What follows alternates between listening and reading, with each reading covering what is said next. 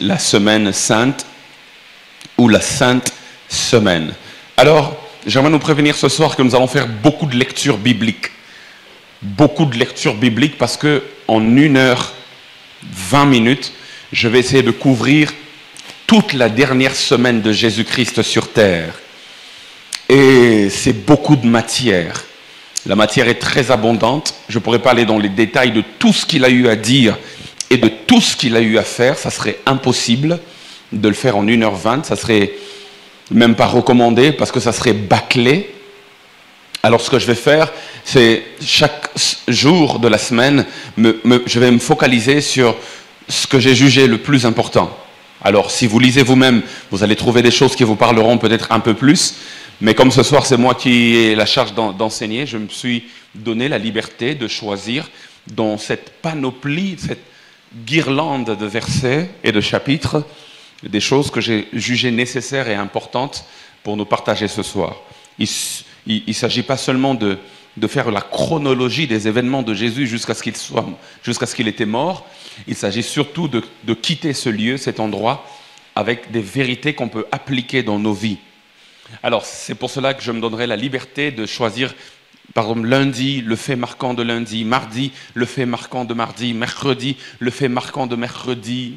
Selon moi, hein, ce qui m'a marqué dans mes méditations ne va pas forcément vous marquer vous quand vous allez méditer sur la chose, mais le fait marquant de jeudi, le fait marquant de vendredi, de samedi et même de dimanche. Et nous allons clore la semaine sainte. Alors, quand on dit la semaine sainte, il s'agit de la dernière semaine de Jésus-Christ sur terre. Et cette semaine est inaugurée par le dimanche passé, normalement. Le dimanche passé, c'était, pour ceux qui suivent la chronologie des événements de l'Église et le calendrier de l'Église universelle, dimanche passé, c'était le dimanche des rameaux. Jésus entre à Jésus entre à Jérusalem, pas à Bethléem. Jésus entre à Jérusalem et il est accueilli comme un roi. On dit « Hosanna, Hosanna, béni soit celui qui vient au nom du Seigneur ». Et le dimanche des rameaux inaugure la semaine sainte. Après le dimanche de rameaux, nous avons lundi, qu'on peut qualifier de lundi saint. Mardi, abusivement, on peut appeler ça aussi mardi saint. Et puis il y a mercredi. Qu'est-ce que Jésus a fait la dernière semaine de sa vie sur terre? Si aujourd'hui on vous disait qu'il vous restait une semaine à vivre, que ferez-vous? Que feriez-vous? Sûrement les choses que vous feriez sont les choses que vous jugez les plus importantes parce que vous savez que vous n'avez plus beaucoup de temps.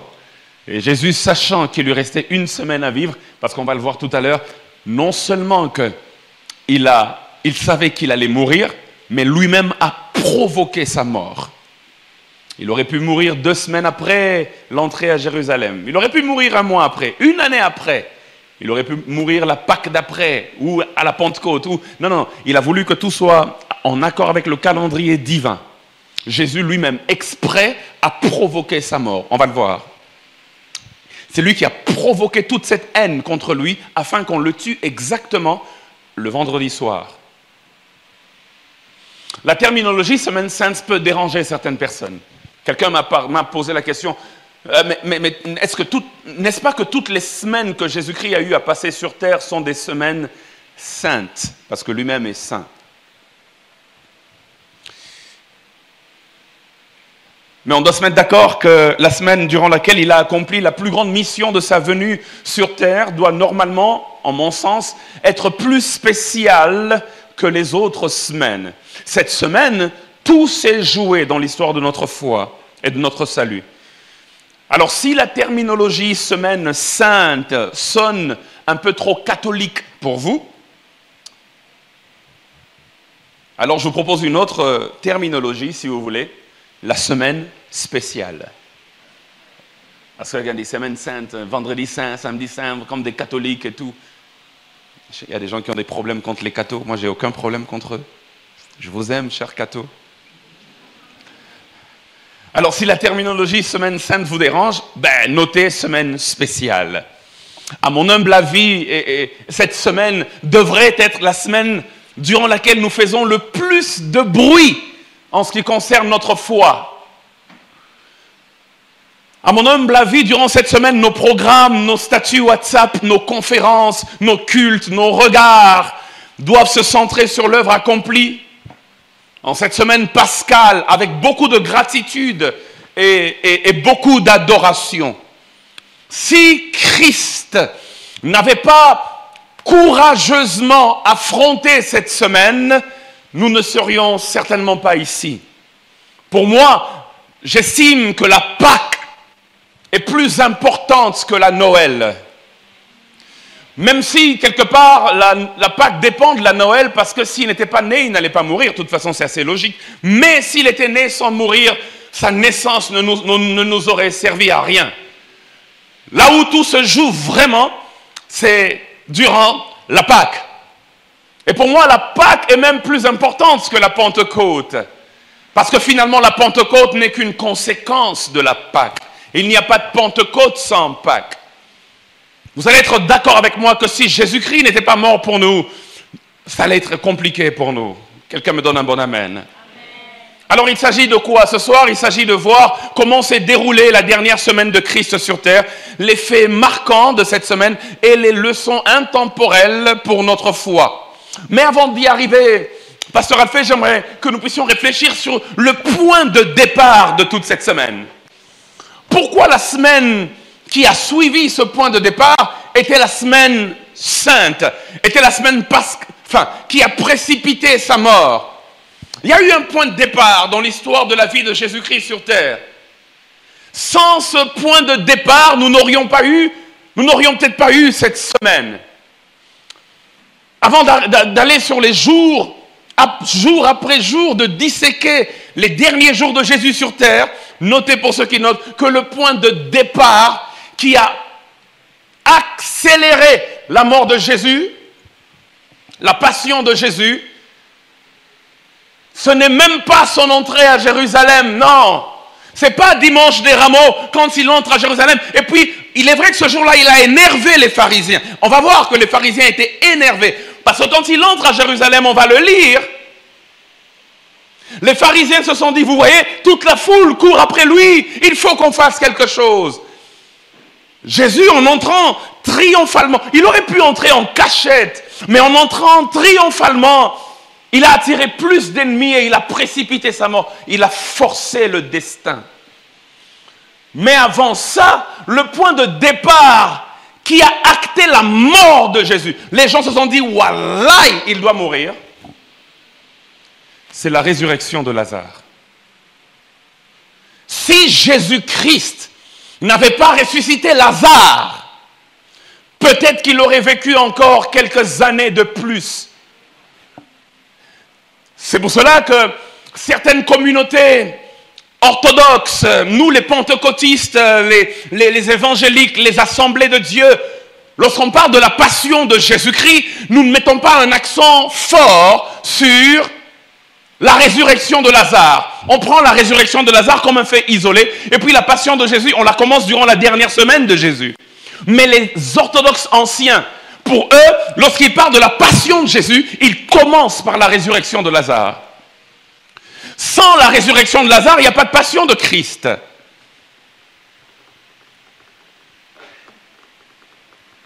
Sans la résurrection de Lazare, peut-être que le projet de faire mourir Jésus ne serait pas né dans les cœurs. C'est drôle, c'est drôle. Et en ce mercredi soir, j'aimerais vous dire, c'est ironique. C'est ironique parce que Jésus a ramené un mort à la vie que lui, le vivant, a trouvé la mort. C'est ironique. Dans la résurrection de Lazare, Jésus ramène le mort à la vie. C'est comme si ce jour-là, c'était un symbole. C'est comme si ce jour-là, il y avait comme un échange. Lazare est mort, Jésus est vivant. Et ce jour-là, il donne comme sa vie à Lazare et il prend la mort de Lazare.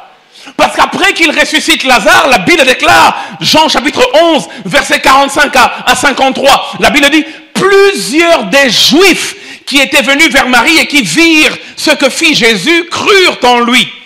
Mais quelques-uns d'entre eux allèrent trouver les pharisiens et leur dire ce que Jésus avait fait. Alors, les principaux sacrificateurs et les pharisiens assemblèrent le Sanhédrin et dirent, que ferons-nous? Car cet homme fait beaucoup de miracles. Si nous le laissons faire, tous croiront en lui.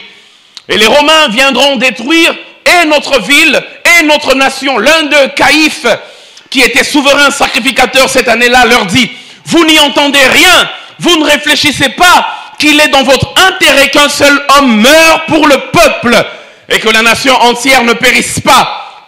Or, il ne dit pas cela de lui-même, mais étant souverain sacrificateur cette année-là, il prophétisa que Jésus devait mourir pour la nation.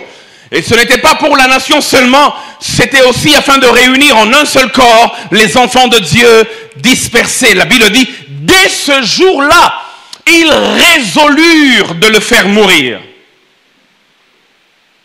Le miracle de Lazare, de la résurrection de Lazare, c'est le miracle qui a déclenché la passion de Christ. C'était le miracle de trop pour les pharisiens et les membres du Sanhédrin. Jésus prend sa vie, il la donne à Lazare, il prend la mort de Lazare et il la porte sur lui. La semaine sainte est inaugurée par un transfert.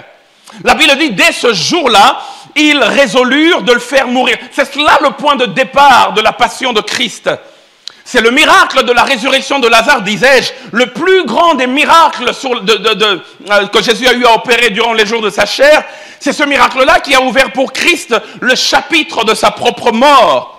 Jésus lui-même, quand il ressuscitait Lazare, ce n'est pas comme si il était surpris par les événements. C'est pas comme si, quand il a ressuscité Lazare, et puis les gens ont dit, on doit le tuer. Et puis il se dit, oh, si je savais que ressusciter Lazare m'aurait apporté autant de troubles. Ah, ce qui n'aille pas, je ne l'aurais pas ressuscité parce que j'ai envie de vivre un peu plus. Non, Jésus savait, en ressuscitant Lazare, que ça allait précipiter sa mort. Comment je sais que Jésus savait? Premièrement, parce qu'il est Dieu, il sait tout. Mais deuxièmement, parce que la Bible nous donne une preuve. Dans Jean chapitre 11, versets 1 à 4. La Bible déclare dans Jean chapitre 11, versets 1 à 4, il y avait un homme malade, Lazare de Béthanie, village de Marie et de Marthe, sa sœur. C'était cette Marie qui oignit de parfum le Seigneur et qui lui essouilla les pieds avec ses cheveux. Et c'était son frère Lazare qui était malade. Écoutez bien, les sœurs envoyèrent dire à Jésus, Seigneur, voici celui que tu aimes est malade. Après avoir entendu cela, Jésus dit, cette maladie n'est point à la mort, notez bien, mais elle est pour la gloire de Dieu. Pourquoi? Afin que le Fils de Dieu soit glorifié par elle. En disant ça, il prophétisait sa mort. Mais non, pasteur, il n'a pas dit que cette maladie n'est pas pour la mort, elle est pour la gloire de Dieu, parce que ce qui va se passer va précipiter ma mort. Il a simplement dit que le Fils de l'homme va être glorifié par elle. Pasteur, comment tu me dis ce soir que être glorifié par cette maladie ou par la mort de Lazare veut dire mourir parce qu'on l'a ressuscité? D'où tu tires cela? Pour comprendre ce que Jésus veut dire par là, il faut analyser l'expression de la fin. Il dit, cette maladie n'est point à la mort, elle est pour la gloire de Dieu, mais ce qui m'intéresse, c'est l'expression de la fin. Afin que le Fils de Dieu, donc lui, Jésus, soit glorifié par elle. Je vous pose la question de savoir ce soir, qu'entendez-vous par le Fils de Dieu doit être glorifié par elle? Glorifié par elle veut dire quoi? Quelqu'un va dire, bon, glorifié par elle veut dire tirer gloire de cette maladie. Et je l'ai beaucoup prêché moi aussi. Et on l'a beaucoup prêché comme ça. L'un de mes prédicateurs préférés que j'ai suivi il y a peut-être 5 ans prêchant sur ce texte, Bishop Noel Jones, parlant de comment Dieu tire gloire de nos situations. Il est allé dans le même sens. Que le Fils de l'homme soit glorifié par elle veut dire, selon plusieurs, et c'est aussi vrai, que le Fils de l'homme tire gloire de cette situation. Dans le sens où, après cela, après cette situation, après cette maladie, après cette mort, après le miracle qu'il allait opérer, sa renommée se serait tellement accrue et encore plus de gens allaient croire en lui. C'est en cela qu'il tire gloire. C'est en cela qu'il est, Paul, glorifié par cette maladie. Il dit oui, la maladie n'est pas pour la mort. La situation par laquelle il passe n'est pas pour la mort. Mais je vais tirer gloire de ça. Je vais être glorifié dans cela. La Bible montre qu'il a été glorifié dans cela, dans ce sens-ci. Si on doit prendre ce sens comme littéral, la Bible montre qu'il a été glorifié. Le verset 45 dit, plusieurs des Juifs qui étaient venus voir Marie et qui virent ce que Jésus avait fait, crurent en lui. Dans ce sens-là, on peut dire que oui, il a été glorifié par cette situation. Parce que finalement, les regards ont été tournés vers lui et les gens ont cru en lui. Ça, c'est un sens premier. Mais il y a un sens plus profond que cela. Dans un sens, ce que je viens de dire, c'est vrai. Mais c'est limitatif que de penser simplement ainsi. Jésus lui-même donne plus tard, président, le sens de sa phrase. Lui-même, Jésus interprète sa phrase. Et je vous ai dit ici, mercredi après mercredi, qu'il faut laisser la Bible être interprétée par la Bible elle-même. La Bible déclare dans Jean 12, 23 à 33, là c'est Jésus lui-même qui interprète le sens de « le Fils de l'homme doit être glorifié par elle ». Jean 12, 23 à 33, il dit, Jésus leur répondit, « L'heure est venue où le Fils de l'homme doit être glorifié ». Il utilise le même terme qu'il a utilisé quand on l'a annoncé que Lazare était malade. Mais là, il explique, il dit, « En vérité, je vous le dis, si le grain de blé, et là il parle de Louis en tant que grain de blé, qui est tombé en terre ne meurt, il reste seul. Mais s'il meurt, il porte beaucoup de fruits. » Ainsi, pour Jésus, être glorifié par la situation de Lazare voulait dire que ça allait aboutir à sa mort. Cette maladie n'est pas pour la mort. Mais cette maladie, c'est pour que le Fils de l'homme soit glorifié. Et il continue, il dit, mais s'il meurt, il porte beaucoup de fruits. Celui qui aime sa vie la perdra. Et celui qui hait sa vie dans ce monde la conservera pour la vie éternelle. Si quelqu'un me sert, qu'il me suive. Et là où je suis, là aussi sera mon serviteur. Si quelqu'un me sert, le Père l'honorera. Et il commence, il dit, là, le texte passe à un autre niveau émotionnel. Il y a un shift émotionnel dans le texte. Quand Jésus dit ça, la Bible déclare, il s'est arrêté un moment, il dit, maintenant, mon âme est troublée. Je suis sûr que quand il disait ça, il y avait des larmes qui circulaient dans ses yeux. Il dit, maintenant mon âme est troublée, et que dirais-je? Père, délivre-moi de cette heure. Mais c'est pour cela que je suis venu jusqu'à cette heure. Père, glorifie ton nom. Et une voix vint du ciel, je l'ai glorifié et je le glorifierai encore. La foule qui était là et qui avait entendu disait que c'était un tonnerre, d'autres disaient un ange lui a parlé. Jésus dit, ce n'est pas à cause de moi que cette voix s'est fait entendre, c'est à cause de vous. Maintenant a lieu le jugement de ce monde. Maintenant, le prince de ce monde sera jeté dehors. Et moi, Jésus, quand j'aurai été glorifié, quand j'aurai été élevé de la terre, et là il parle de la croix, parce que la croix était élevée et il était un peu en hauteur. J'attirerai tous les hommes à moi. En parlant ainsi, il indiquait de quelle mort il devait mourir. C'est pas moi, hein, c'est la Bible qui le dit. Donc dans tout ce contexte-là, quand Jésus est en train de doit être glorifié par elle, il sous-entend que l'heure de sa mort s'était rapprochée. Jésus savait donc qu'en ressuscitant Lazare, il serait glorifié, c'est-à-dire élevé sur la croix pour mourir. Mais en quoi mourir est une gloire? N'est-ce pas plutôt une honte? La croix n'est-elle pas un sujet de honte, d'ignominie, plutôt que de parler de gloire? Paul voit dans la croix la gloire. Il dit dans 1 Corinthiens chapitre 2, versets 6 à 8, il dit « Cependant, c'est une sagesse que nous prêchons parmi les parfaits, sagesse qui n'est pas de ce siècle, ni des chefs de ce siècle, qui vont être anéantis. Nous prêchons la sagesse de Dieu, mystérieuse et cachée, que Dieu, avant les siècles, avait destinée pour notre gloire. » Voilà. Sagesse qu'aucun des chefs de ce siècle n'a connue, car s'ils l'eussent connue, ils n'auraient pas crucifié le Seigneur de gloire. Ils ne l'appellent pas le Seigneur de honte, ils ne l'appellent pas le Seigneur de l'ignominie, alors qu'ils parlent de la croix, il dit que sur la croix, il y avait le Seigneur de gloire. Il y a une gloire dans la croix. Donne-moi un bon amen. Donne-moi un amen. Et il y a une gloire dans la croix. Il y a une gloire dans la crucifixion. Il y a une gloire dans la mort de la croix. Je suis venu dire à quelqu'un comme une première leçon que j'aimerais que tu puisses noter pour ta propre vie. Applique-la dans tous les domaines possibles. Parfois, nos plus grandes gloires sont cachées dans nos plus grandes épreuves. Parfois, nos plus grandes gloires sont cachées dans nos plus grandes épreuves.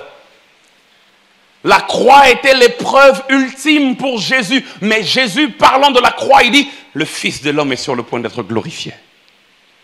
Il y a une gloire dans les épreuves. Et nos plus grandes gloires sont généralement cachées dans nos plus grandes épreuves. Par quelle épreuve es-tu en train de passer? Par quel chemin de croix? Par quel calvaire es-tu en train de passer? Quel est le calvaire que tu es en train de traverser? Parfois, nos plus grandes gloires sont cachées dans nos plus grandes épreuves. La semaine sainte. Venons-en au point. Chronologiquement, si Jésus est mort, je ne sais pas si je finirai, il y a beaucoup de choses à couvrir ce soir, mais si je ne finis pas, ce n'est pas grave. Je posterai chaque jour, si je ne finis pas, je posterai chaque jour sur Facebook ce que nous n'avons pas couvert. Abonnez-vous à ma page. S'abonnez-vous.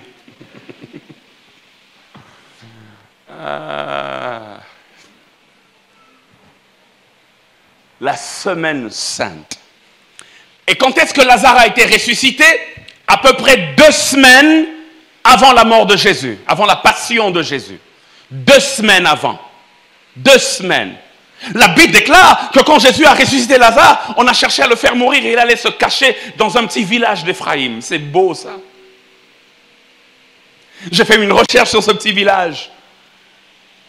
Ce village était à proximité de l'endroit où la voix s'était fait entendre pour la première fois dans la vie de Jésus et où le Père a dit, celui-ci est mon Fils bien-aimé, en qui j'ai mis toute ma confiance, le jour de son baptême. Jésus n'est pas allé très loin de là. C'est comme s'il voulait se rassurer, entendre encore cette voix, rester près du lieu de la révélation, car il savait que ce qu'il attendait était difficile. Quand tu sais que ce qu'il y a devant est difficile, tu essaies de te rassurer le plus possible. Bref, chronologiquement, si Jésus est mort un vendredi, ce vendredi, dans 2 jours, bon, ce n'est pas vraiment ce vendredi, mais vous comprenez de quoi je veux parler. Hein?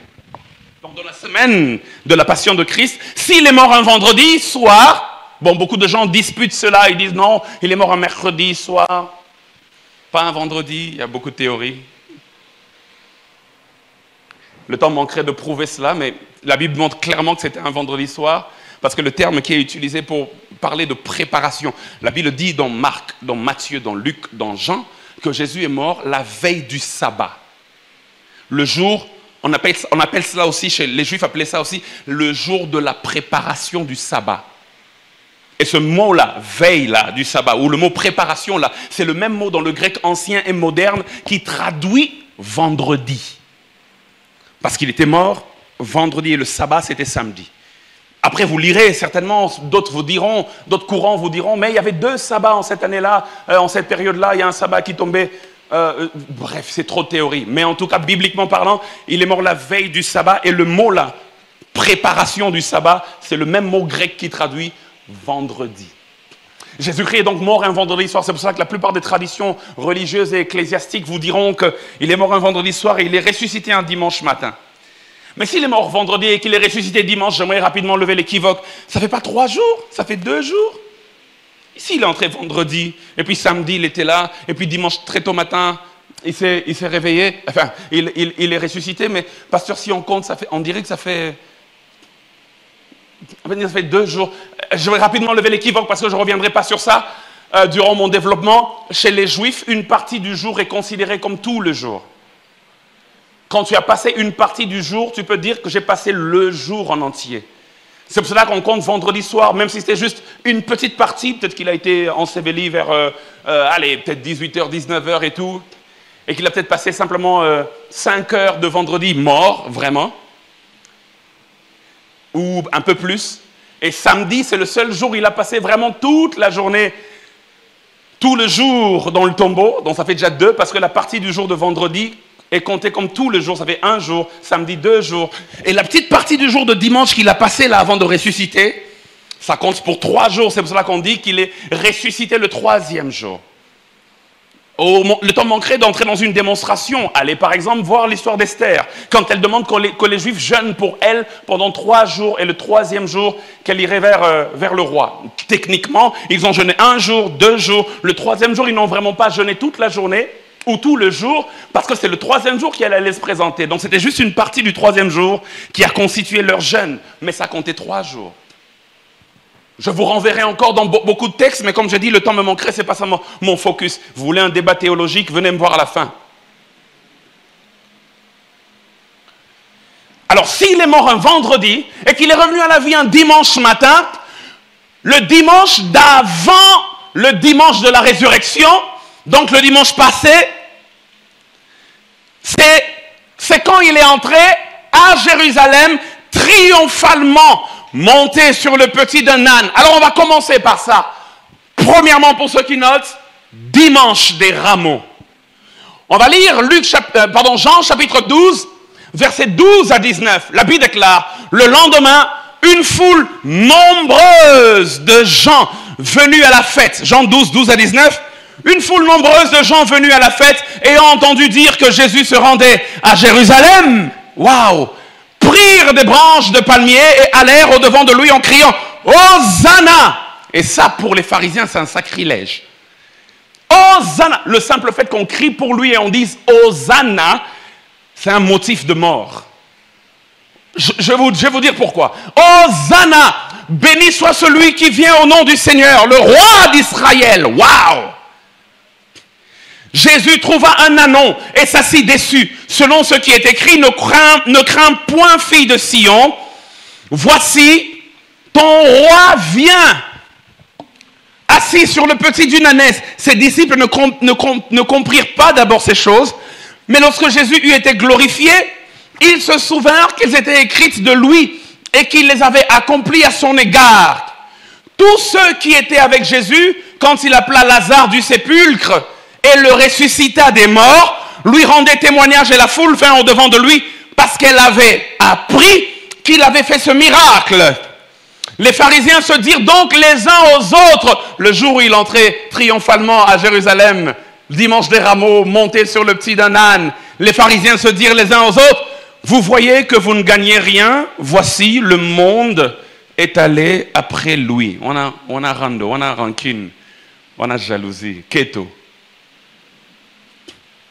Et souille bango fort. D'autres références bibliques, pour ceux qui notent, vous allez méditer à la maison, on ne va pas lire. Matthieu 21, 1 à 11. Matthieu 21, 1 à 11. Marc 11, 1 à 10. Et puis Luc 19, 29 à 44.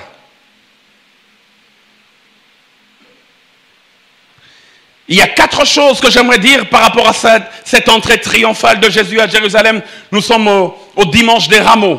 Jésus, en entrant triomphalement à Jérusalem, montre qu'il donne sa vie volontairement. Jésus, en entrant triomphalement à Jérusalem, montre qu'il donne sa vie volontairement. Écoutez, il sait qu'il va mourir à Jérusalem. Comment on dit ça? Une deadline. En français, c'est quoi?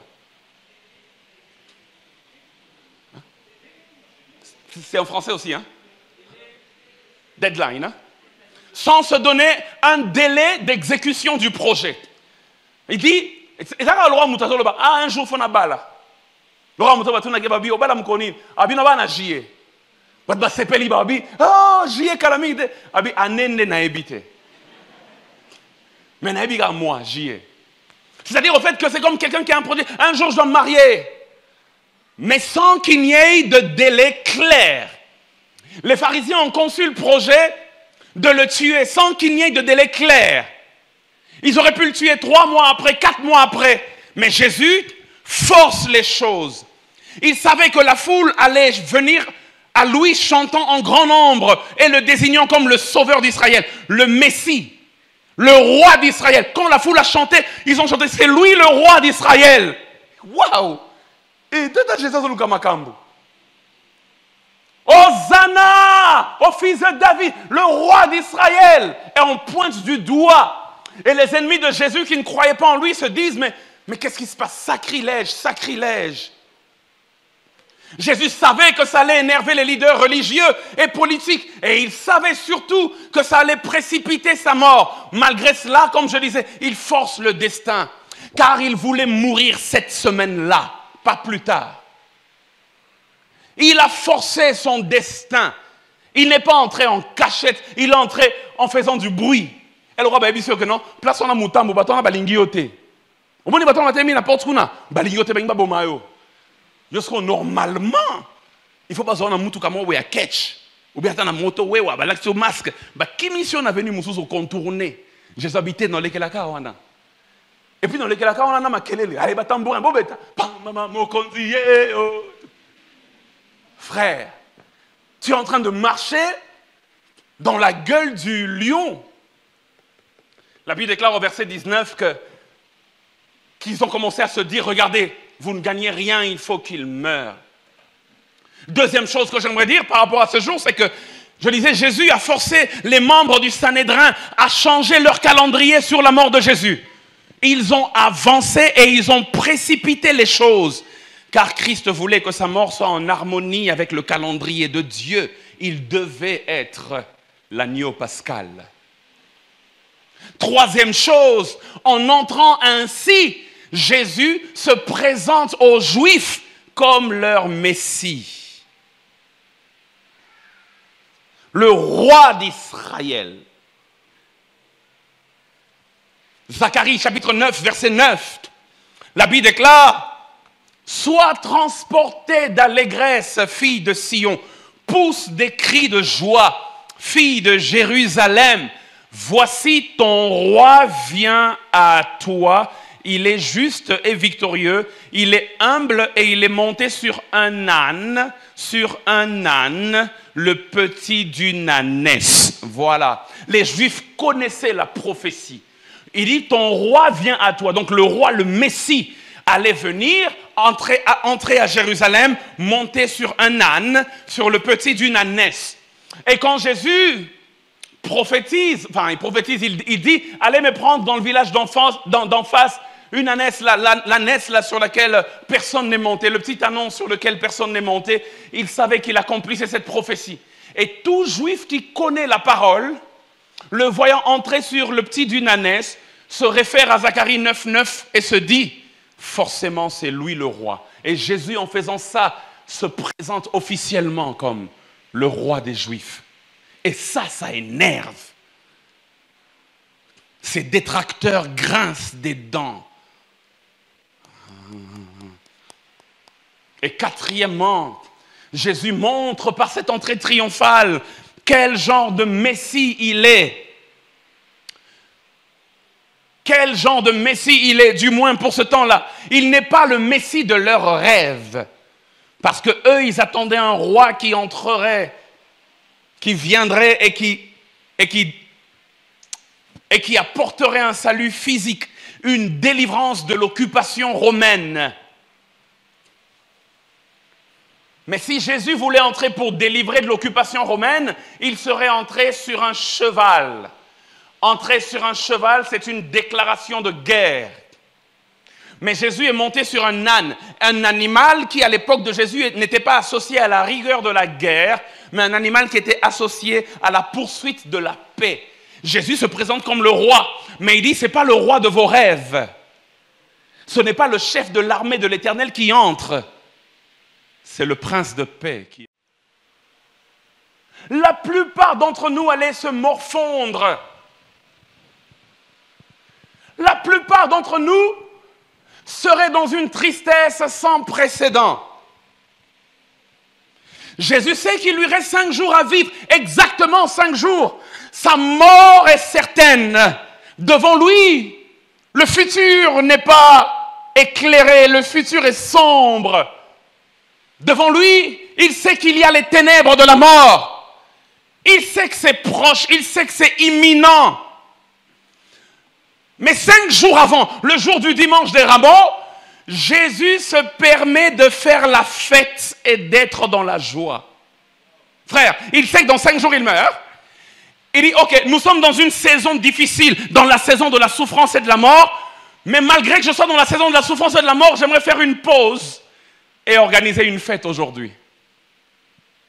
Donne-moi un amen, j'aimerais t'annoncer quelque chose. Jésus veut nous enseigner 2 choses. La première, ne jamais laisser l'incertitude du futur ou même la certitude d'un futur malheureux saper ta joie du présent. J'aimerais dire à quelqu'un, j'aimerais le répéter, ne jamais laisser l'incertitude du futur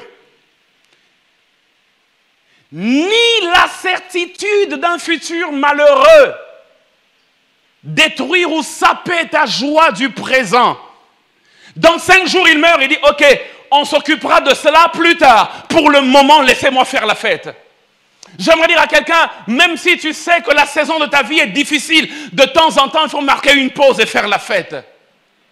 La deuxième des choses que Jésus veut nous apprendre, c'est qu'il faut de temps en temps créer un temps de fête, même dans une saison de deuil.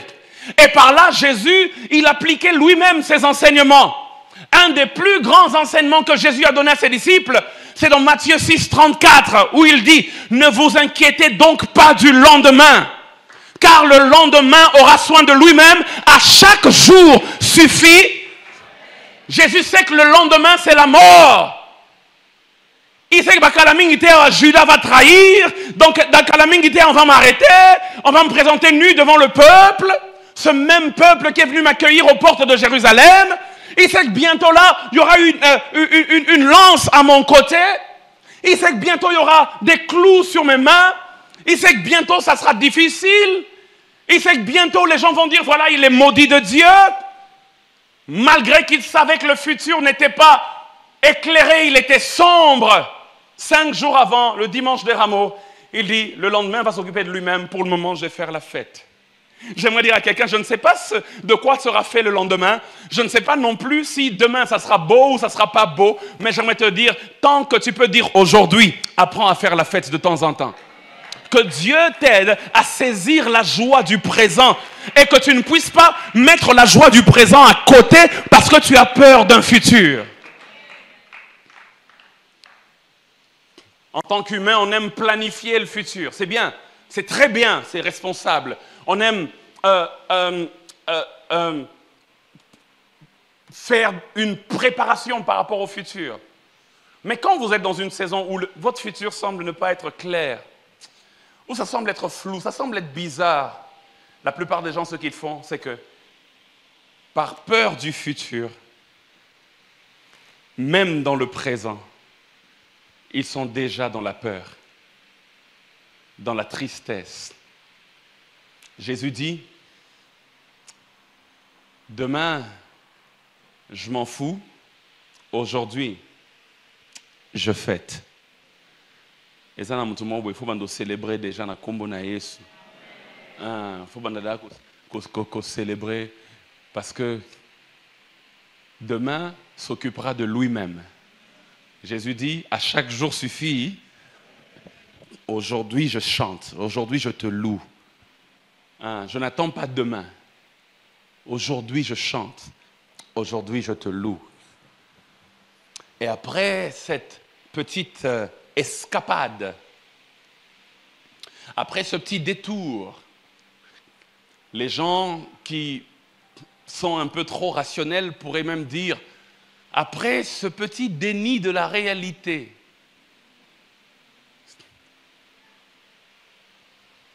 Maman Cathy, la semaine fatidique commence. Dimanche est passé, nous sommes maintenant, pour ceux qui écrivent, au lundi, j'allais dire lundi saint, je sais que les amis qui n'aiment pas trop ça vont se fâcher. Nous sommes dans le lundi spécial. Lundi arrive, l'entrée triomphale, et s'il a raté, quelqu'un va dire, ok, tu as nié la réalité, maintenant retour à la à la réalité. Spécial lundi. La Bible déclare dans Marc, chapitre 11, versets 12 à 19. Le lendemain, et quand vous lisez Marc 11, 12 à 19, comme on commence par 12, et 12 dit le lendemain, alors il faut rentrer dans 11 pour voir qu'est-ce qui a précédé. Et quand vous rentrez dans 11 et vous remontez, vous allez voir que c'était justement l'entrée triomphale à Jérusalem, dans Marc 11, à partir du verset 1 jusqu'au verset 11. Et après cette entrée, Marc dit le lendemain. Donc, si l'entrée triomphale c'était dimanche, le lendemain c'est lundi. Nous sommes dans le lendemain, lundi. Le lendemain, après qu'ils furent sortis de Béthanie, Jésus eut faim. Apercevant de loin un figuier qui avait des feuilles, il alla voir s'il y trouverait quelque chose. Et s'en étant approché, il ne trouva que des feuilles, car ce n'était pas la saison des figues. Prenant la parole, il lui dit que jamais personne ne mange de ton fruit. Et ses disciples l'entendirent. Ils arrivèrent à Jérusalem et Jésus entra dans le temple. Il se mit à chasser ceux qui vendaient et qui achetaient dans le temple. Quand on voit Jésus en train de chasser les marchands du temple, en train de chasser ceux qui vendent et ceux qui achètent, quelqu'un qui est dans le tajo, esprit de mort et landai.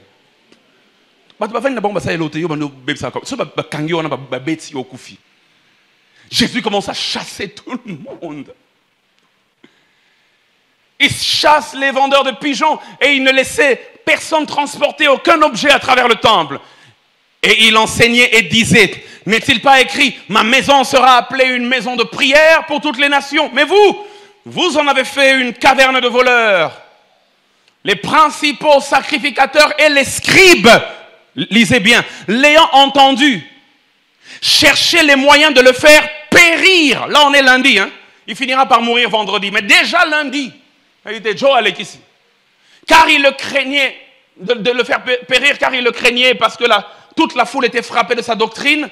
Et quand le soir fut venu, Jésus sortit de la ville. Quel lundi rempli d'émotions. Quel lundi rempli de drames. Et pour compléter cette étude de Marc, pour ceux qui notent, pour les choses qui se sont passées ce lundi-là, le lendemain, notez aussi Matthieu 21, 12 à 22. Vous pourrez lire chez vous à la maison. Matthieu 21, 12 à 22. Ça parle des choses qui se sont passées le même jour. Pas forcément concomitamment, mais le même jour. Notez aussi Luc chapitre 19, versets 45 à 48. Le lendemain de l'entrée triomphale, Jésus fait deux choses. Premièrement, il maudit le figuier, parce qu'il ne produisait pas de fruits. Deuxièmement, il chasse les marchands du temple qui ont fait de la maison de prière un lieu de commerce. Quelle est la leçon que Jésus veut nous donner pour le lundi, j'ai envie de dire lundi de la semaine pascale? Il maudit le figuier et il chasse les marchands du temple. Qu'est-ce que lundi nous enseigne? Lundi nous enseigne que Jésus s'est dressé contre deux choses. La première, l'improductivité. Le figuier ne produisait pas et il a maudit. Il s'est dressé contre l'improductivité. La deuxième, notez, la mauvaise productivité. Parce que quand il arrive dans le temple, il y a des choses qui sont produites, mais qui ne sont pas les choses qui devaient être produites. Au lieu que le temple produise la prière, le temple produisait le commerce. Donc, dans les actions que Jésus a fait lundi, il s'est dressé contre deux choses, et c'est une leçon pour nous ce soir. La première des choses contre laquelle Jésus s'est dressé, c'est l'improductivité, une vie improductive. Deuxièmement, il s'est dressé contre des vies qui produisent, mais qui ne produisent pas ce qu'elles devraient produire. La mauvaise productivité. Jésus est contre ceux qui ne produisent rien et il est contre ceux qui produisent mal. La leçon du lundi spécial, c'est qu'il faut non seulement produire, mais il faut bien produire. Ça veut dire quoi donc bien produire? Parce que le message central de ce lundi-là, comme je disais, c'est que nous devons produire des fruits qui demeurent, sinon il y aura un jugement sur nous. Jean, chapitre 15, versets 1 à 2, et puis le verset 5, nous donne une leçon de bonne productivité. La Bible dit dans Jean chapitre 15, 1 à 2, et puis verset 5, la Bible dit, je suis le vrai cep, et mon Père est le vigneron. Tout sarment qui est en moi et qui ne porte pas de fruit, qui est donc improductif, il le retranche. Il y a un jugement pour ceux qui ne produisent pas. Et tout sarment qui porte du fruit, il l'émonde afin qu'il porte encore plus de fruits. Je suis le cep, vous êtes les sarments. Verset 5. Celui qui demeure en moi et en qui je demeure porte beaucoup de fruits, car sans moi, vous ne pouvez rien faire. Jésus nous enseigne ce soir, dans ce qu'il a fait le lundi, qu'il nous faut porter du fruit. Regarde ton voisin, dis-lui de ma part, il te faut porter du fruit. Dieu ne veut pas que nous soyons improductifs. Mais quels sont les fruits qu'on doit produire? Ça doit être des fruits dignes de Dieu, dignes de la repentance. On va voir le genre de fruits qu'il faut produire. Autre texte, Luc chapitre 13, versets 6 à 8, toujours dans cet élan de productivité, ou même de bonne productivité. La Bible dit dans Luc 13, il dit aussi cette parabole. Un homme avait un figuier planté dans sa vigne. Il vint pour y chercher du fruit et il n'en trouva point. Alors il dit au vigneron, voilà 3 ans que je viens chercher du fruit à ce figuier et je n'en trouve point. Coupe-le. Pourquoi occupe-t-il la terre inutilement? Le vigneron lui répondit, Seigneur, laisse-le encore cette année. Je creuserai autour et j'y mettrai du fumier. La question qui se pose aujourd'hui, parce qu'on voit que ce figuier qui ne produisait pas de fruits, Jésus a voulu le couper. Dieu a voulu le couper. La question que je vous pose en cette soirée, êtes-vous productif? Si oui, quel genre de fruits produisez-vous? Êtes-vous productif? Parmi les fruits à produire, il y a le fruit de l'esprit. Êtes-vous productif? L'amour, la patience, la longanimité, la fidélité. Quels fruits produisez-vous? Est-ce que vous savez que Jésus ne cherche pas les feuilles, il cherche les fruits? Et il y en a qui produisent, mais ils ne produisent pas au niveau où ils devaient produire. Et Paul dit, si c'est Paul qui a écrit Hébreu, en général l'auteur est anonyme, mais la plupart de ceux qui creusent dans les Écritures, 80% des théologiens pensent que ça devrait certainement être Paul, si pas Paul, un de ses disciples, parce que la manière de raisonner et même certains textes ressemblent beaucoup à d'autres textes de Paul. Hébreux 5,12 dit, vous en effet, qui depuis longtemps devriez être des maîtres, vous avez encore besoin qu'on vous enseigne les rudiments, les premiers rudiments des oracles de Dieu. Vous en êtes venus à avoir besoin de lait et non d'une nourriture solide. Que produisez-vous? À quel niveau êtes-vous? Que produisez-vous? Jacques dit, comment une même source peut donner de l'eau douce et de l'eau amère? Comment un même chrétien peut produire en même temps de bonnes et de mauvaises choses? Jésus, lundi, il est contre la mauvaise productivité. Que produisez-vous? Produisez-vous encore la haine? Produisez-vous encore le désordre? Produisez-vous encore tout ce qui est mal? Ou alors produisez-vous des fruits dignes de la repentance? Attention à la mauvaise productivité et attention à l'improductivité. Donnez-moi un amen. Et à la fin de ce jour, la Bible déclare dans Marc 11, 19 que les Juifs cherchaient, les pharisiens, à se saisir de lui afin de le tuer. On sent déjà lundi soir que la tension est en train de monter. La vie de Jésus est comme un danger. Dimanche, ils ont dit, vous voyez, tout le peuple va vers lui. On doit faire quelque chose. Lundi, ils n'ont pas seulement émis le souhait, mais la Bible dit, ils ont tenté de le saisir. D'autres versions disent, ils ont tenté de le tuer. Mais ils ont craint la foule. Parce que la foule pensait que c'était un prophète. C'est bizarre.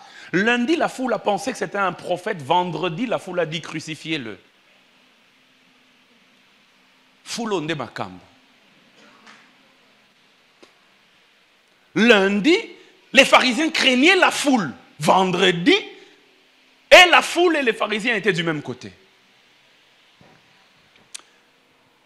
Mais la tension commence à monter. Et là, nous arrivons au mardi spécial. Et pour le mardi spécial, notez Luc chapitre 20, versets 9 à 19. Mardi spécial, c'était hier. Mais plusieurs années auparavant.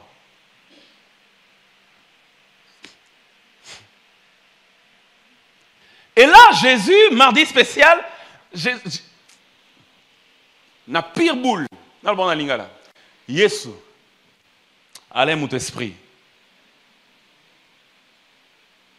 Et le mardi, waouh! Quel affront face à face public. La Bible dit dans Luc 29 à 19, il se mit ensuite à dire au peuple cette parabole. Ça, c'est le mardi. Un homme planta une vigne, la fermit, il la donna à des vignerons et quitta pour longtemps le pays. Au temps de la récolte, il envoya un serviteur vers les vignerons pour qu'il lui donne une part du produit de la vigne. Les vignerons le battirent et le renvoyèrent à vide et quitta pour longtemps le pays. Au temps de la récolte, il envoya un serviteur vers les vignerons pour qu'il lui donne... Quelqu'un me comprend? Donne-moi un bon amen, j'avance. Hein? C'est un mardi, le mardi spécial, c'est un mardi des enseignements. Ce jour-là, Jésus a enseigné dans le temple. Ce jour-là, après avoir chassé les marchands du temple la veille, le mardi, il est dans le temple en train d'enseigner. Et quand il enseigne, il dit beaucoup de choses. Matthieu 21, 23 introduit cela en disant « Jésus se rendit dans le temple et pendant qu'il enseignait », voilà, c'était un mardi des enseignements. Un peu comme ce soir, mercredi, pour nous de la Maison de Miséricorde. Et quand il enseigne, les pharisiens viennent le bombarder de questions et il leur répond sagement sur plusieurs sujets. Il y a des sujets comme le mariage. Y aura-t-il le mariage ou non dans le ciel ? Après cette vie, dans l'autre vie, y aura-t-il mariage ou non? Il répond. On vient avec une question piège. Doit-on payer l'impôt ou non à César? Il répond sagement, rendez à César ce qui est à César. Mais ce qui a retenu mon attention, c'est la parabole qu'il donne sur sa mort, sa propre mort. Le maître de la vigne envoie des serviteurs, ça c'est les prophètes qui sont venus avant lui. Et on les a outragés. Et puis le maître de la vigne, donc Dieu envoie son propre fils et il dit, et les gens, les maîtres de la vigne, les vignerons, pardon, ils tuent. Il est en train de prophétiser sa propre mort qui va arriver dans 3 jours.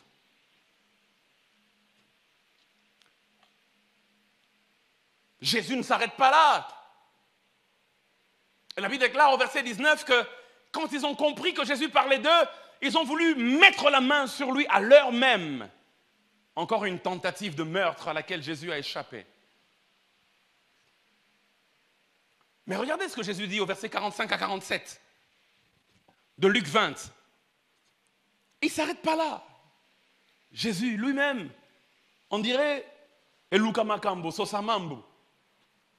Dans Luc 20, 45 à 47, Jésus dit, tandis que tout le peuple l'écoutait, Jésus dit à ses disciples, gardez-vous des scribes qui aiment à se promener en robe longue et à être salués dans les places publiques, qui recherchent les premiers sièges dans les synagogues et les premières places dans les festins, qui dévorent les maisons des veuves et qui font l'apparence des longues prières, ils seront jugés plus sévèrement. C'était un mardi plein de tensions. On sent que la pression est en train de monter. On sent qu'à cette allure, on se demande même, est-ce que Joe est comme à vendredi? Et puis, le mercredi spécial arrive. Je suis en train d'accélérer un tout petit peu parce que mon temps est en train de filer aussi. Le mercredi spécial arrive. Matthieu 26, 1 à 16. On ne va pas tout lire, c'est beaucoup de choses. Mais regardez comment ça commence le mercredi spécial. Lorsque Jésus eut achevé tous ses discours, les discours qu'il a dit mardi, le lendemain, donc, il dit à ses disciples, vous savez que la Pâque a lieu dans 2 jours. Et la Pâque devait avoir lieu vendredi. Quand il dit dans 2 jours, c'est-à-dire qu'il est en train de le dire mercredi. Il dit, vous savez que la Pâque a lieu dans 2 jours. Là, nous sommes déjà dans le mercredi spécial. Et que le Fils de l'homme sera livré pour être crucifié. Il sait tout ce qui va se passer. Si Jésus ne nous aimait pas, je vous jure, il aurait pu s'échapper. C'est pour cela que je reste convaincu qu'il l'a fait. Non pas pour lui, mais pour nous. Il sait. Et puis, ce qui est beau avec Jésus, même la chronologie des temps, il sait tout ce qui va se passer. Quel jour, quelle chose va se passer. Alors les principaux sacrificateurs et les anciens du peuple se réunirent dans la cour du souverain sacrificateur appelé Caïphe. Ils délibérèrent sur les moyens d'arrêter Jésus par ruse et de le faire mourir. Là, on est mercredi. La tension est montée. Après toutes les piques que Jésus leur a dites, a envoyées en leur direction depuis dimanche, lundi, mardi, associé à toutes les piques qu'il leur a envoyées, ça fait 3 ans déjà de son ministère, ils ont dit c'est trop. Ils se sont réunis, ils ont fait une sorte de conciliabule. La Bible déclare, ils ont délibéré sur les moyens d'arrêter Jésus par ruse et de le faire mourir. Mais ils dirent que ce ne soit pas pendant la fête, afin qu'il n'y ait pas de tumulte parmi le peuple. Pendant qu'eux disent que ce ne soit pas pendant la fête, Jésus, lui, de l'autre côté, dit à ses disciples, dans 2 jours pendant la fête, je mourrai. Eux, ils n'avaient pas l'intention de tuer Jésus durant la Pâque. Mais Jésus lui-même qui savait qu'il était l'agneau pascal, il disait, je ne peux pas mourir avant ni après. C'est durant la Pâque que je vais mourir. Eux, ils disent que ce ne soit pas pendant la fête. On ne va pas désacraliser la fête. Jésus dit, Fonadaïga dans 2 jours. Yesu, kasi nzima tama prolongation. Jamais. Je dois mourir dans 2 jours. Et la Bible déclare, comme Jésus était à Béthanie, dans la maison de Simon le lépreux, une femme s'approcha de lui. Vous connaissez l'histoire. Elle brisa le vase d'albâtre qui renfermait un parfum de grand prix. Et pendant qu'il était à table, elle répandit le parfum sur sa tête. Les disciples s'indignèrent. À quoi bon cette perte? On aurait pu vendre ce parfum très cher et en donner le prix aux pauvres. Jésus dit, pourquoi faites-vous du mal à cette femme? Les pauvres, vous en aurez toujours. Le mercredi, comme aujourd'hui, mercredi, plusieurs choses se sont passées. 2 en particulier. Jésus enseigne déjà au temple. Marc 11 le montre jusqu'à Marc 14, 11, un long enseignement. Et même les passages de Luc le montrent aussi. Mais parmi ces enseignements d'ailleurs, ce jour-là, mercredi, il y a une prophétie sur la destruction de Jérusalem. C'est ce jour-là qu'il pleure sur la ville. Il dit, Jérusalem, Jérusalem, toi qui tues les prophètes, bientôt là, on te ravagera, on ne laissera pas pierre sur pierre qui ne soit détruite. Deuxième chose dans son enseignement, il annonce l'avènement du Fils de l'homme et les signes annonciateurs de sa venue, de sa seconde venue, pour juger le monde. Troisième chose, pendant qu'il enseigne, à un moment donné, c'était l'heure des offrandes. Ma Bible déclare que votre Seigneur s'est mis là, devant le panier des offrandes. La Bible dit, il regardait comment chacun donnait. Imaginez-vous qu'à dimanche, moi, on a tongo, tu es culte, pasteur trésor à télé, quoi. Ah, t'as la Bible. Même ça, mon enveloppe dans ta Bible, il y a 600 francs. Et la Bible dit, il regardait comment chacun donnait. C'est ce jour-là qu'il a vu une pauvre veuve qui n'apportait que 2 petites pièces d'argent et qu'il a dit, en vérité, je vous le dis. Beaucoup ont donné de leur superflu, mais cette pauvre veuve a donné plus que tous. Jésus regardait comment chacun donnait. Je ferme la parenthèse. Je répète, Jésus regardait comment chacun donnait. Vous pensez que Jésus regarde seulement quand vous louez? Je te loue. Quand tu donnes,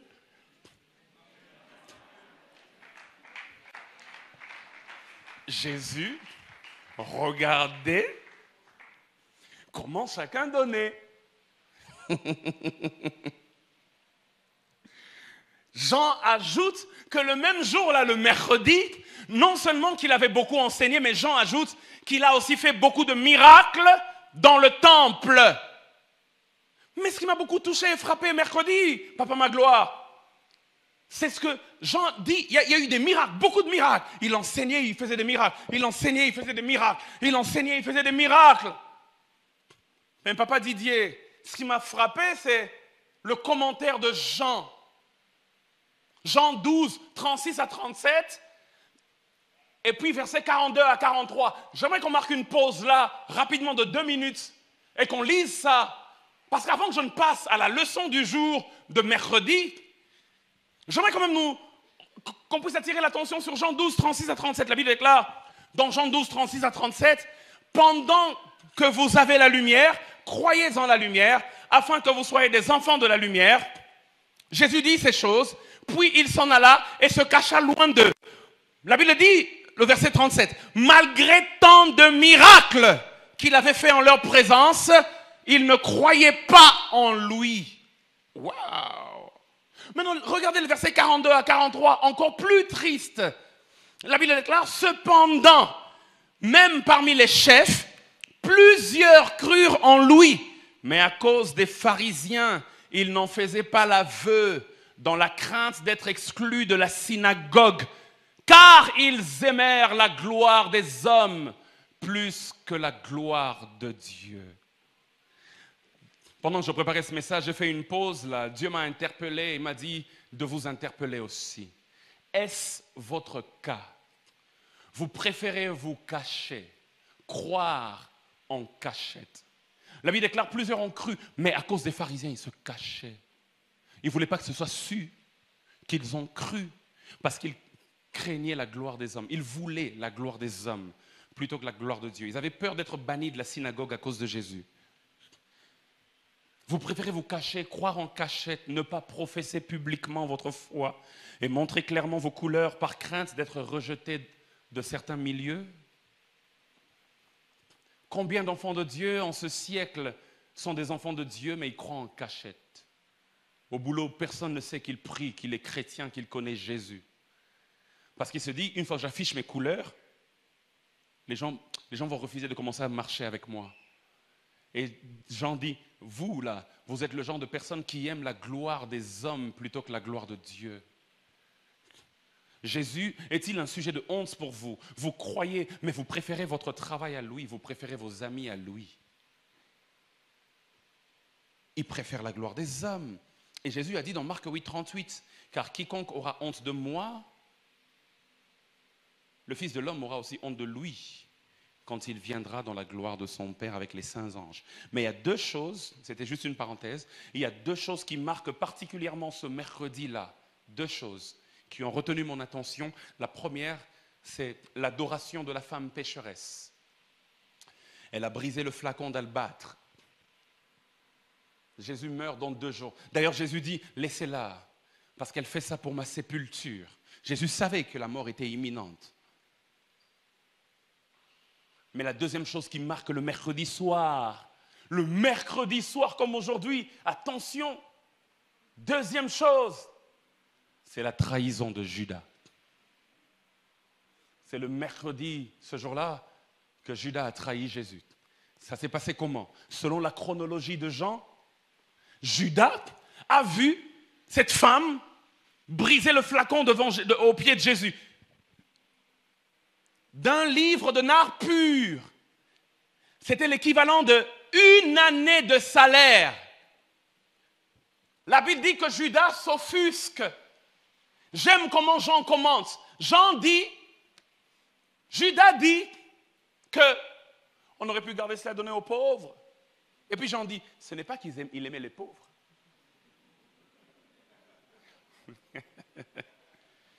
Mais c'est parce qu'il volait dans l'offrande qu'on donnait pour Jésus.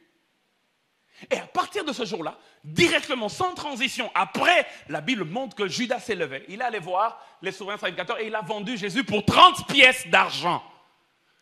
Ce qu'il n'a pas pu obtenir par le flacon d'albâtre, il a dit non, je dois aller l'obtenir en vendant le maître lui-même. Mais pourquoi Judas voulait tellement avoir de l'argent en ce moment-là? Je suis convaincu qu'il avait des dettes. Oui, parce que déjà, On brise le flacon d'albâtre, il est offusqué. Il y a yoté, papa. Et après, juste après, il va vendre Jésus pour 30 pièces d'argent. Tu cherches l'argent, pourquoi? Je suis sûr qu'il devait avoir des dettes dont il n'a pas parlé à Jésus. Mais Judas, c'est l'image des traîtres. Trahison. Mercredi soir, c'est le mercredi de trahison. Je prie que ce soir, personne ne te trahisse et que tu ne trahisses personne. Mais il y a 3 choses que j'aimerais dire sur les traîtres en partant de l'image de Judas. Premièrement, notez, les traîtres ne sont jamais loin de nous. Ceux qui nous trahissent ne sont jamais loin de nous. Jamais loin. Ne les cherchez pas loin. D'ailleurs, s'ils sont loin, ce n'est pas vraiment de la vraie traîtrise. On parle de la vraie traîtrise quand la personne est quelqu'un qui est proche de toi. Ils ne sont jamais loin de nous. Celle que tu appelles ma copine, Elienga, Elieye.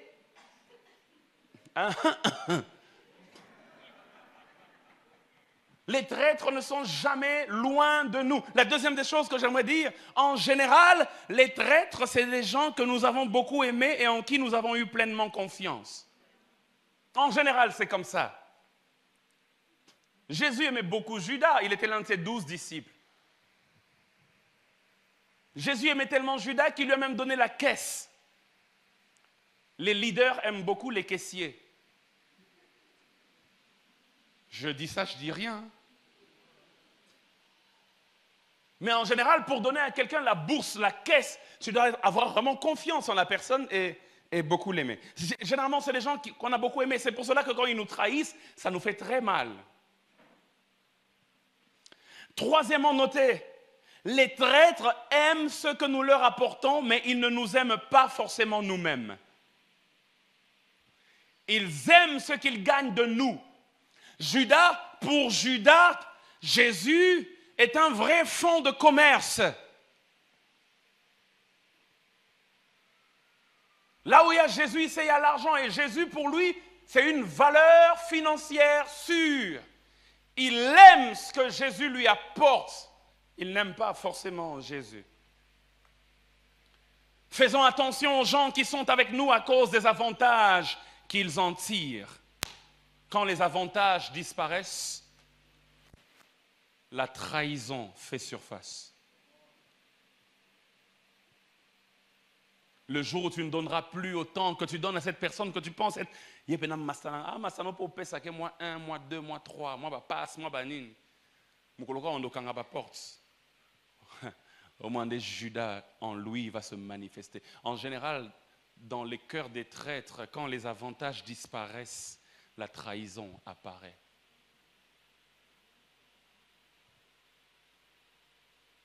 Amen. Je suis en train d'aller vers ma conclusion. Jeudi spécial. Je n'ai même pas parlé de cette femme qui a brisé le flacon d'albâtre. Dans mes notes, j'avais dit qu'il fallait développer un moment et parler de l'adoration, mais bon, ça va être trop long. Jeudi spécial. On arrive jeudi. Jeudi, c'est la veille. C'est le jour même où il est arrêté. Le fait marquant de jeudi, notez, c'est l'institution de la Sainte Seine. Tous les évangiles en parlent. De l'institution de la Sainte Seine. Mais j'aime la version de Jean, dans Jean 13. Jeudi, Jésus institue la Sainte Seine. Berger Gailly, c'est jeudi qu'il dit, ceci est mon corps livré pour vous. Ceci est mon sang, le sang de la nouvelle alliance. À chaque fois que vous réunissez, remémorez-vous. Faites ceci en mémoire de moi. C'est la veille de sa mort. L'instant devient solennel, spirituel. Jeudi, beaucoup d'esprits sont en train de circuler dans l'atmosphère. Dieu, le Père, qui est esprit, le Saint-Esprit, acclame pour dire tu es proche, n'abandonne pas. Satan aussi est là, en train de rôder. Jeudi, c'est un jour spirituel. Et regardez comment Jean traduit ça. Jean traduit ça de manière extraordinaire. Après la traîtrise, mon Dieu.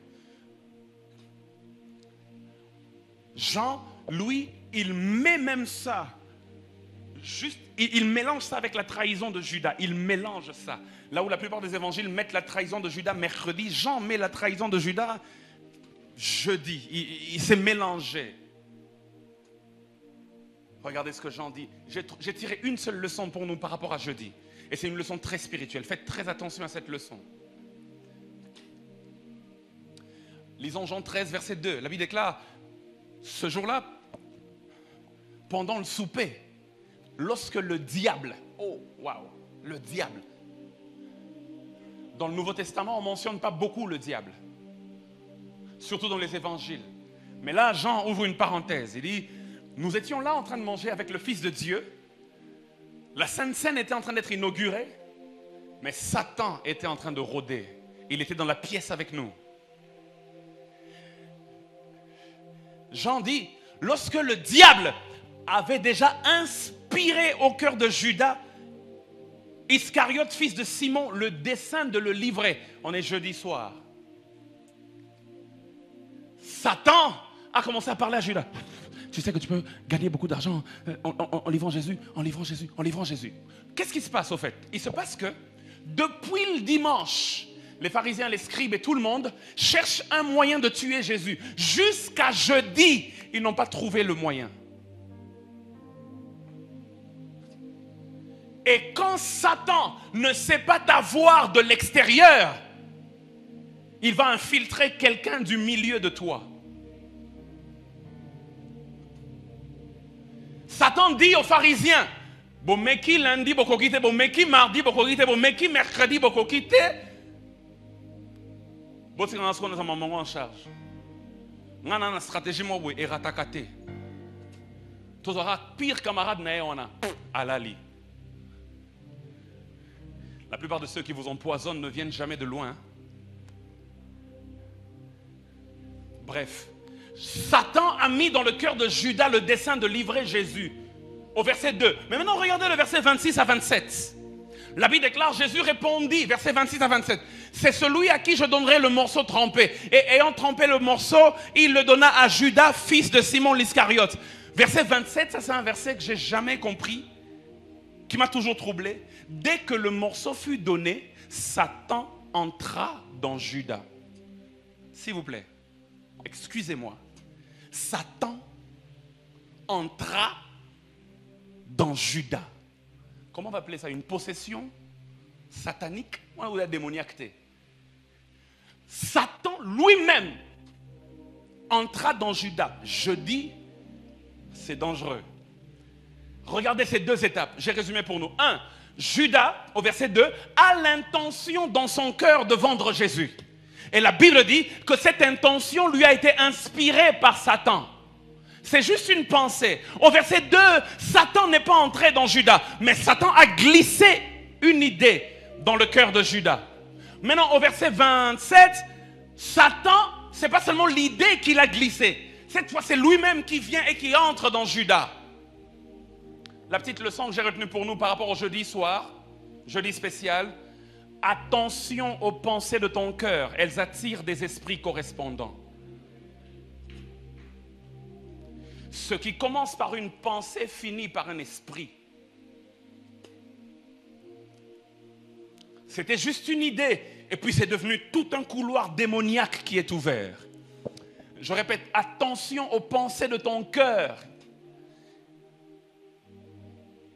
Généralement, elles attirent des esprits correspondants.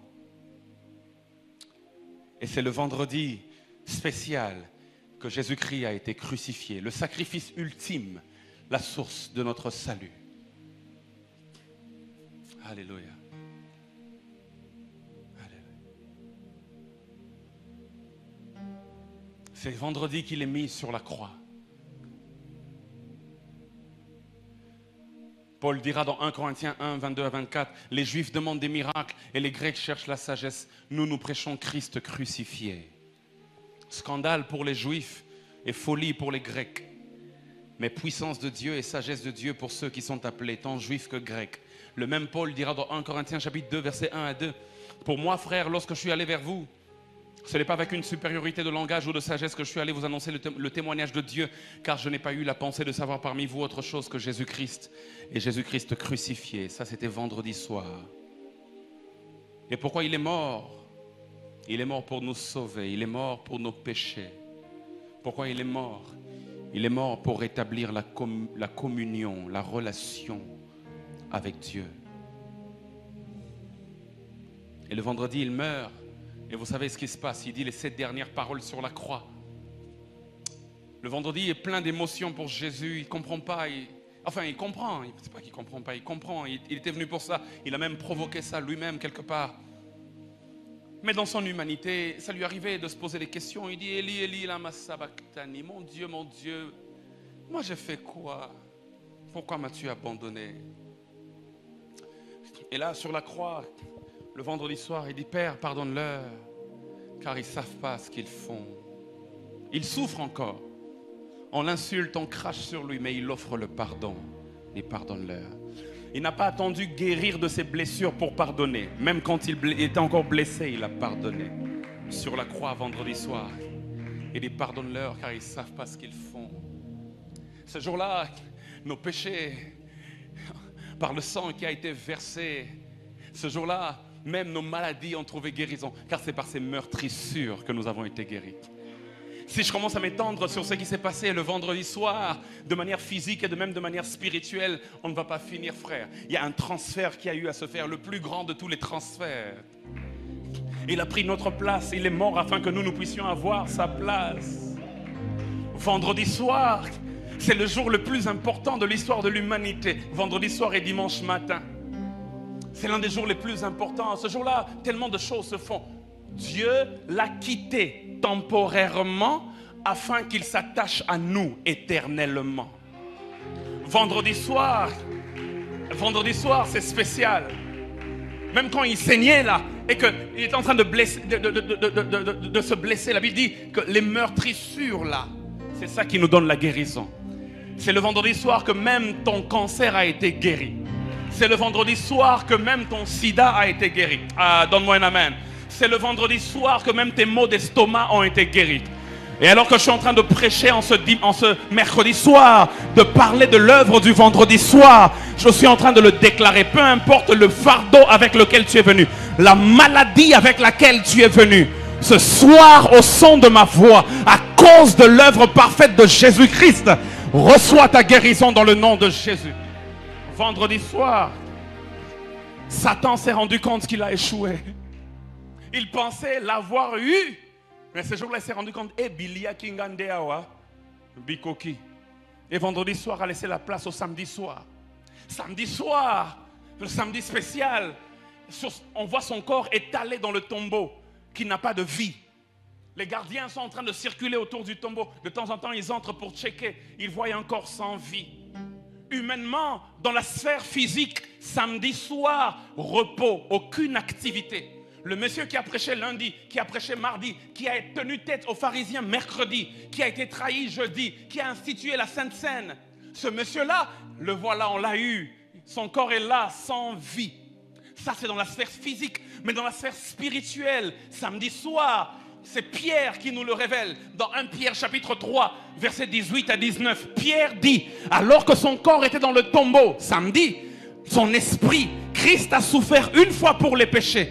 Lui juste pour des injustes, afin de nous amener à Dieu, ayant été mis à mort quant à la chair, mais ayant été rendu vivant quant à l'esprit, dans lequel aussi il est allé prêcher aux esprits en prison.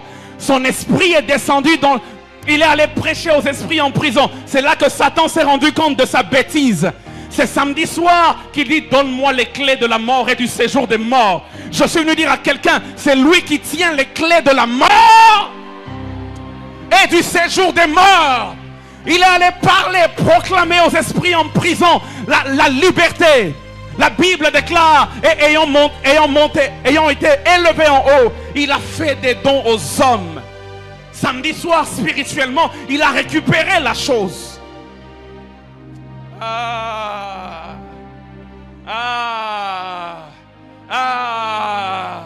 Donne-moi un amen, donne-moi un amen. Lazare était mort 2 semaines avant. Quand son esprit est allé dans le séjour des morts, c'est Satan qui était propriétaire. Parce qu'il avait les clés de la mort et du séjour des morts. Plusieurs années après, Lazare est encore mort. Et quand il est parti, il s'est rendu compte que le séjour des morts a changé de propriétaire. Je suis venu dire à quelqu'un, il y a eu un transfert. Jésus-Christ a récupéré les choses. Le samedi, il est allé récupérer toutes choses. C'est le samedi qu'il est allé récupérer ta bonne santé qui avait été mise, je ne sais pas dans quel village. C'est le samedi là qu'il est allé récupérer ton mariage qui avait été mis dans je ne sais pas dans quel village. C'est le samedi là qu'il vient dire à Satan, tout ce que tu as eu à prendre, je récupère. Donne-moi un amen de gloire.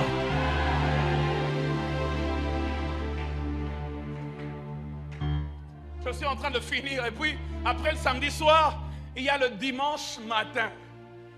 Oh mon Dieu, mon Dieu. Oh mon Dieu. Le dimanche matin, le corps qui était sans vie, on sent un corps qui commence à bouger. Le dimanche matin, la Bible déclare, les femmes sont allées pour mettre des aromates. L'ange leur a parlé, dit, pourquoi cherchez-vous le vivant parmi les morts? Il n'est plus au tombeau, il est ressuscité. J'aimerais que quelqu'un dise avec moi, le tombeau est vide. Il est ressuscité le dimanche matin. Et c'est le dimanche matin que le ciel, les anges, tout le monde a commencé à célébrer. Parce que celui qui était mort est revenu à la vie. Et c'est Paul qui dit, il dit, c'est cet évangile que je vous annonce. Frères et sœurs, il n'y a pas deux évangiles. Il n'y a qu'un seul évangile. Et c'est Paul qui le dit dans 1 Corinthiens 15. Il dit Jésus est mort selon les Écritures. Il a été enseveli et le troisième jour il est ressuscité selon les Écritures. Et Paul dit, s'il n'était pas ressuscité, vous seriez encore dans vos péchés et votre foi serait vaine. Mais parce qu'il est ressuscité, vos péchés ont été pardonnés. Mais parce qu'il est ressuscité, il vous a assuré une place à la droite du Père.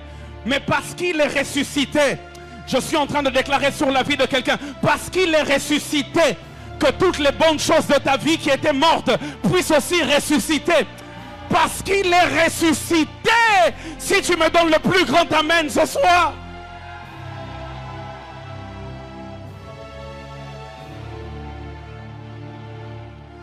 En une semaine, Dieu peut changer le cours de ta vie. En une semaine, ça n'a pas pris 2 semaines. Une semaine spéciale et la destinée de l'humanité a été changée. Je suis venu dire à quelqu'un, en une semaine, Dieu peut tout changer. Et Jésus lui-même a provoqué cette semaine. Alléluia. Masiaza lilise quoi? Asekwisi nyonsoya. Sokinga. Seulement avec l'église. Koufeti qui esika. Na mwana mpate. Sokinga yo. Est-ce qu'on peut tous se lever? Lokumwezo.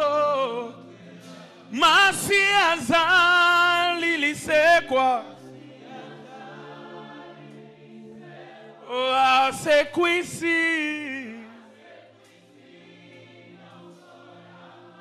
Sokinga inazopema. Lokumu. Kufeti kiesika. Na mwana mpate.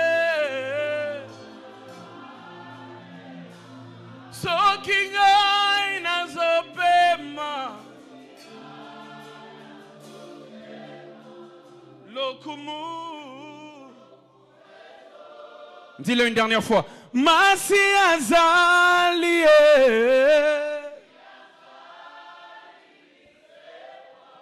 C'est qu'ici nous sommes engagés. Sokinga nazopema.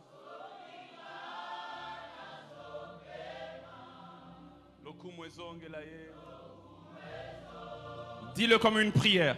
Kufetiki esika. Na mwana mpate na nzambe.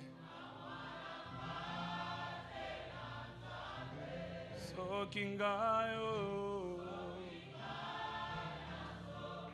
Lokumu ezongela nanye.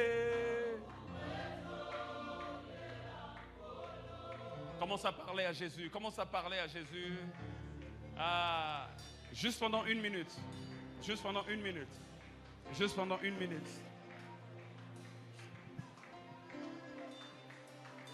Juste pendant 1 minute. Le tombeau est vide.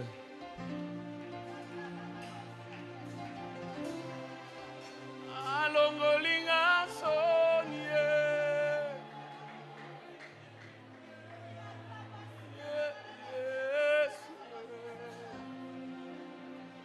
Si tu es malade, touche là où tu es malade alors que tu es en train de remercier le Seigneur. Dis-lui simplement merci pour la guérison. Merci pour la guérison. Ce mercredi est spécial. Le monde spirituel a toujours été réel. Mais ce mercredi, il y a quelque chose de très spirituel qui se passe. Il ôte ton fardeau. Il ôte ton fardeau. Permettez-nous de déborder même seulement de quelques minutes. Mais il y a quelque chose qui se passe dans la vie de quelqu'un. Tu mets ta main là où tu es malade. Il y a quelque chose qui se passe. Quand je préparais ce moment, il m'a dit, je vais guérir, je vais guérir, je vais guérir, je vais guérir, je vais guérir, je vais guérir, je vais guérir. Et tu as laissé quelqu'un malade à la maison. Cite son nom dans la prière. Cite son nom, cite son nom. Appelle son nom, appelle son nom. Appelle son nom et déclare la guérison à cause de l'œuvre de Jésus-Christ. À cause de l'œuvre de Jésus-Christ. Ce n'est pas à cause de nous, c'est à cause de l'œuvre de Jésus-Christ. C'est cela l'évangile, c'est cela l'évangile. C'est cela l'évangile. C'est cela l'évangile. C'est cela l'évangile. Et là où la croix est présentée, il y a guérison. Là où la croix est présentée, il y a salut. Là où la croix est présentée, comme Simon de Cyrène, qui a porté la croix. La Bible déclare qu'il était le père d'Alexandre et de Rufus. Ah, Chadebradele. Le salut est entré dans sa maison. Et c'est Paul qui parle à l'église de Romains. Il dit, saluez Rufus, qui est précieux pour l'évangile, le fils de Simon de Cyrène. Ce jour-là, Simon de Cyrène a porté la croix du Christ. Et le salut est entré dans sa maison. Et ce soir, je déclare, le salut entre dans ta maison. Le salut entre dans ta maison. Le salut entre dans ta maison. Le salut entre dans ta maison. Le salut entre dans ta maison. Le salut entre dans ta maison. Ce soir, je déclare que les cœurs blessés, brisés sont guéris. Ce soir, je déclare que les maladies incurables trouvent la guérison. Ce soir, je déclare.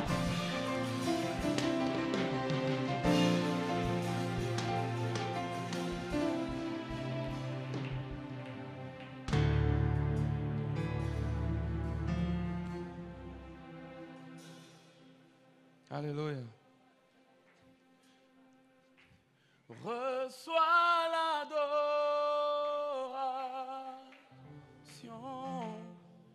Tu es le de notre victoire. Digne es-tu, Seigneur. Et une dernière fois, reçois.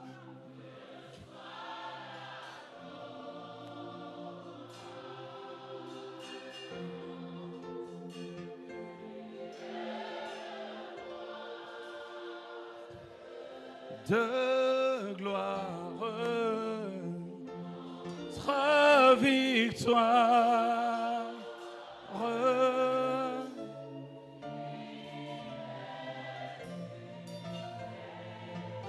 Est-ce que la maison de miséricorde peut pousser des cris de joie, des acclamations pour le sauveur de nos âmes? pour le sauveur de nos âmes. Est-ce que tu peux acclamer comme tu n'as pas encore acclamé depuis que 2025 a commencé? Alléluia! Tu mérites, tu mérites, tu mérites. Tu mérites, tu es digne, tu es digne.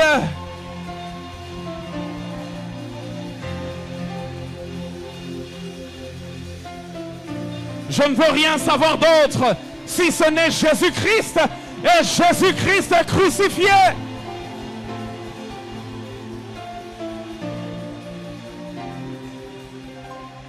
Alléluia.